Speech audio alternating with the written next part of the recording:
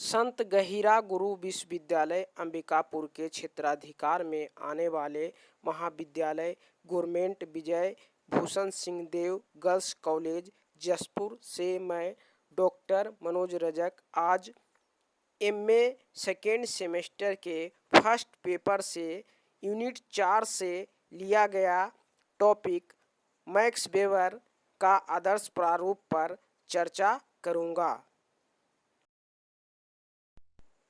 सामाजिक विचारक के रूप में मैक्स वेबर का नाम विशेष रूप से उल्लेखनीय है। मैक्स वेबर का जन्म 21 अप्रैल 1864 ईस्वी में जर्मनी के इरफर्ट नामक स्थान पर एक संपन्न परिवार में हुआ था। समाजशास्त्र के संस्थापकों में जर्मनी के सामाजिक विचारक मैक्स वेबर का स्थान सबसे अधिक महत्वपूर्ण है। मैक्स वेबर की कुछ प्रमुख कृतियां निम्नांकित है। Number 1, the Protestant ethic and the spirit of capitalism. Number 2, the sociology of religion, 3 basic concept in sociology, 4 the methodology of social sciences, 5 the theory of social and economic organisation.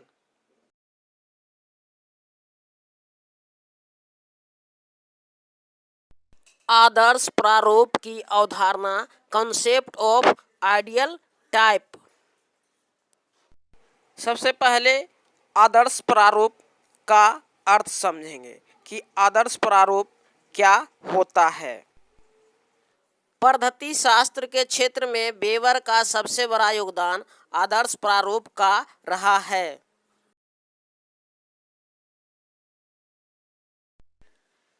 Adarsh ideal का अर्थ है अधिक से अधिक पूर्णता की स्थिति वाला मानक स्वरूप या धारणा है। एवं प्रकार टाइप का अर्थ है कई प्रकार, वर्ण अथवा समूह जिसे अपनी खास विशेषता के कारण अन्य वर्गों से अलग रखा जा सके। मैक्स वेबर ने आदर्श प्रारूप का उपयोग एक विशिष्ट अर्थ में किया। उनके अनुसार आदर्श प्रारूप एक मॉडल की तरह दिमागी तौर पर बनाई गई ऐसी विधि है जिसके आधार पर वास्तविक स्थिति अथवा घटना को परखा जा सकता है और उसका क्रमबद्ध तरीके से चित्रण किया जा सकता है। अन्य शब्दों में आदर्श प्रारूप का आशय है कुछ वास्तविक तथ्य के तर्कसंगत आधार पर यथार्थ अवधारणाओं का निर्माण करना।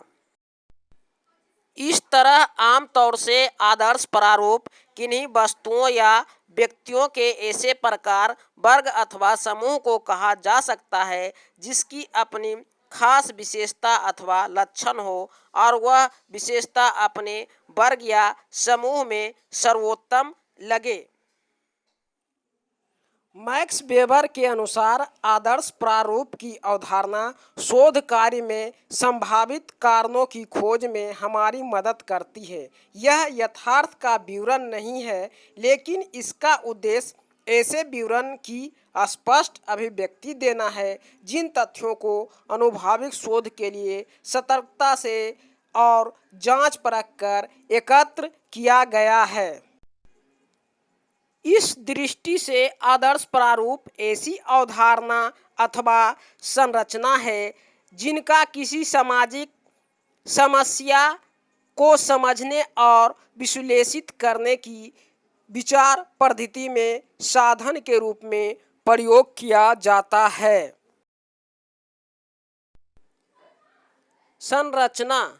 मैक्स वेबर के आदर्श प्रारूप का संबंध किसी प्रकार के मूल्यांकन से नहीं है, अर्थात इस आदर्श प्रारूप से हमें अच्छा, बुरा, नैतिक, अनैतिक आदि अर्थ नहीं लगाने चाहिए।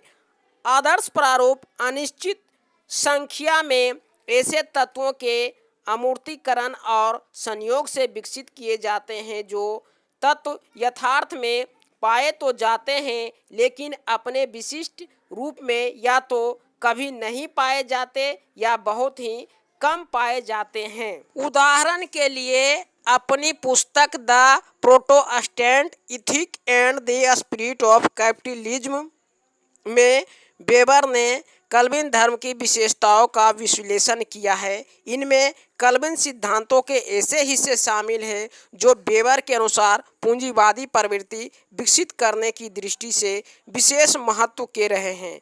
इस तरह आदर्श प्रारूप कुछ ऐसे तत्वों, गुणों अथवा विशेषताओं का चयन है जो संबंधित अध्ययन के लिए विशेष रूप से प्रासंगिक होते हैं।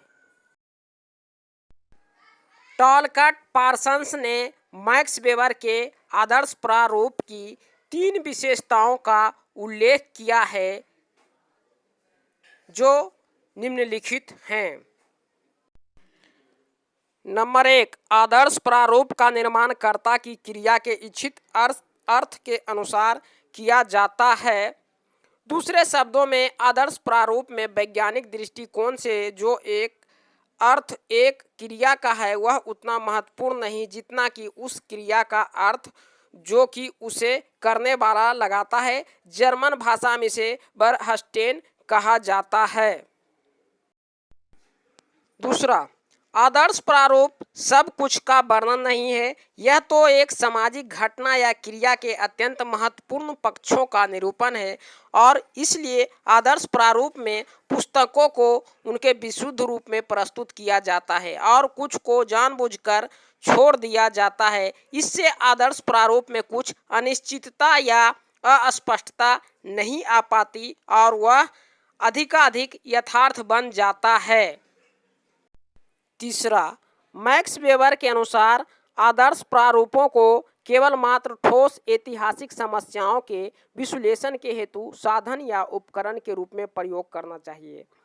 आदर्श प्रारूप को ढूंढना ही सामाजिक विज्ञानों का अंतिम लक्ष्य नहीं है। मैक्स वेबर का मानना है कि सामाजिक क्षेत्र में किसी भी प्रकार के स्थिर सिद्धांत की प्रणाली संभव नहीं है क्योंकि सामाजिक परिस्थितियां एवं परिघटनाएं भिन्न होती है, अतः ये अंतिम नहीं हो सकती।